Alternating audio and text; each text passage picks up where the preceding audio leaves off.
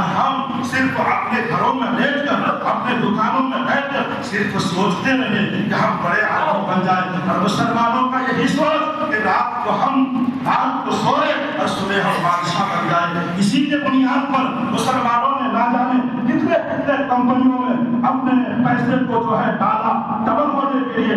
بنگلور میں, حیدرآباد میں ایسے بہت ساری کمپنیاں رائٹ ہوئی اور مسلمان نے ₹1,00,000 ڈال دیا اور کہا کہ 2 لاکھ مجھے مل جائے, 2 لاکھ ڈالا 3 لاکھ ہمیں مل جائے, 3 لاکھ ڈالا ہمیں 6 لاکھ مل جائے. مسلمان بغیر محنت کی پیسہ ڈھونڈتے ہیں, مسلمان بغیر محنت کی پیسہ تلاش کرتے ہیں.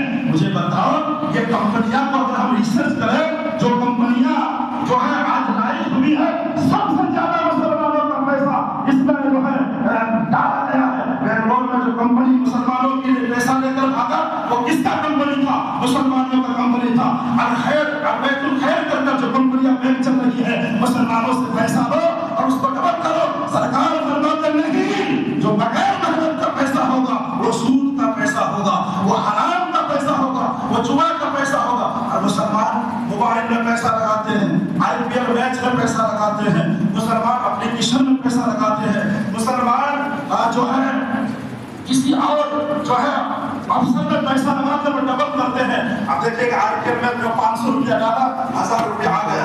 اس طریقے سے جب وہ ڈالتے ہیں تو مجھے بتاؤ کہ مسلمانوں کا یہ پیسہ جائز ہے؟ سرکار فرماتے ہیں یہ پیسہ حرام ہے, یہ پیسہ حرام ہے.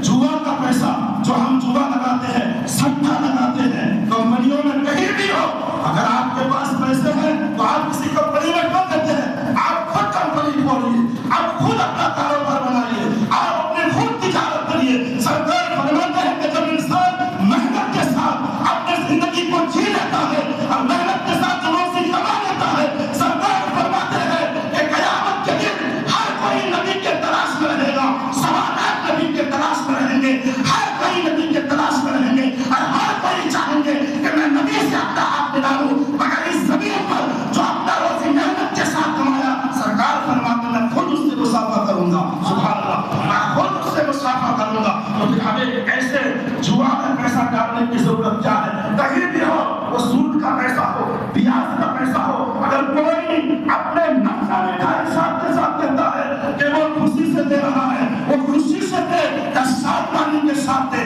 یا مسرت کے ساتھ دے, وہ پیسہ حرام اور حرام کا ہوگا. اور سرکار فرماتے ہیں جس نے سود کا ایک لقمہ کھایا, جس نے بیاج کا ایک لقمہ کھایا, اس کی گناہ ویسے ہے جیسے اس نے کعبے کے سامنے اپنی ماں کے ساتھ زنا کیا. اللہ اکبر. کیا ہم یہ کام کریں گے؟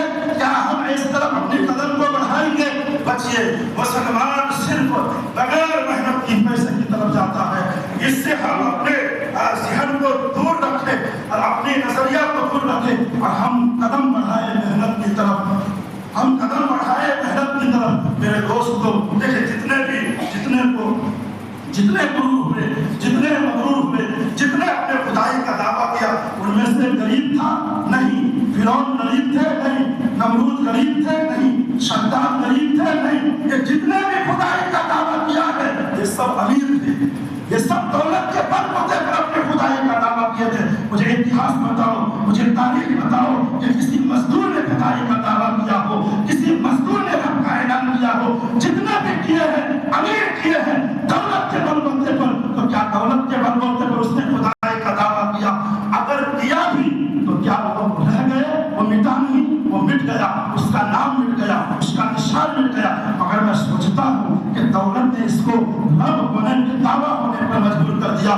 مگر میرے مصطفیٰ دیکھیے, میرے مصطفیٰ کے کب امیر تھے, مصطفیٰ کے کب امیر تھے. کہا گیا کہ سنو, جب مصطفیٰ کی شادی, بلکہ جب عبداللہ کی شادی سیدہ آمنہ سے ہوئی تو ان کا ولیمہ مکے میں نہیں بلکہ میدان عرفات میں کیا گیا تھا. اللہ اکبر. تو کتنے امیر تھے نبی, کتنے امیر تھے. اور اتنے ہی نبی کے پاس ایک دیہاتی آئے اور کہنے لگے یا رسول اللہ مجھے کچھ خیرات دیجیے. ایک دیہاتی آئے اور سرکار سے کہنے لگے مجھے کچھ خیرات دیجیے. اس سرکار نے کیا کیا, ان کو باہر دے گئے اور کہا یہ جو پہاڑ ہے نا, یہ 2 پہاڑ ہیں اور 2 پہاڑ کے پیچھے ان کے جنگل میں جتنے بھی جانور چل رہے ہیں یہ سارا جانور میں تیرے ہاتھ میں خیرات کر رہا ہوں. مصطفیٰ غریب نہیں تھے,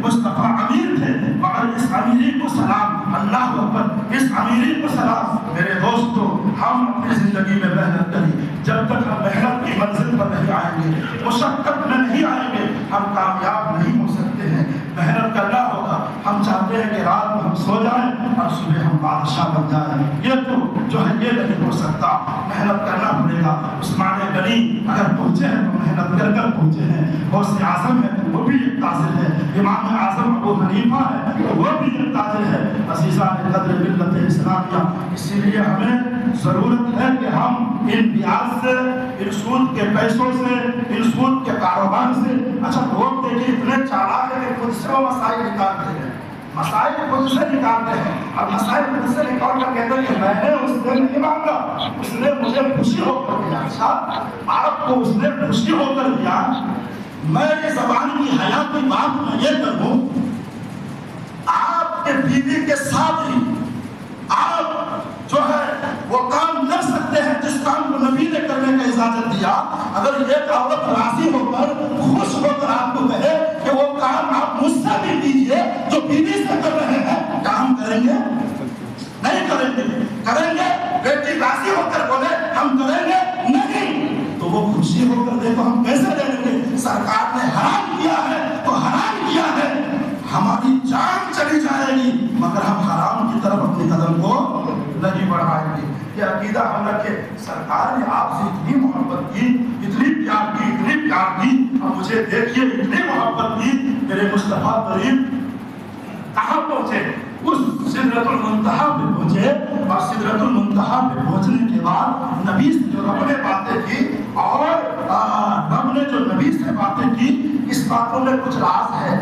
بہت ساری باتیں نبی نے ظاہر نہیں کی ہے، اور بہت سارے باتوں کو خدا نے بھی ظاہر نہیں کیا۔ یہ محبت کی بات ایک راز رہی، مگر مصطفیٰ جان رحمت صلی اللہ علیہ وسلم سے پوچھنے لگے۔ کون پوچھے؟ سیدہ نے پوچھی، فاطمہ نے پوچھی، طیبہ نے پوچھی، زاہدہ نے پوچھی، جو ہے خاتون جنت نے پوچھی، خاتون قیامت نے پوچھی۔ اور یار فاطمہ کی مقدر کو تو دیکھیے کہ اس نبی کو بابا کہنے کسی کو نصیب نہ ہوا۔ عائشہ کہتی تھی تو یا رسول اللہ، خدیجہ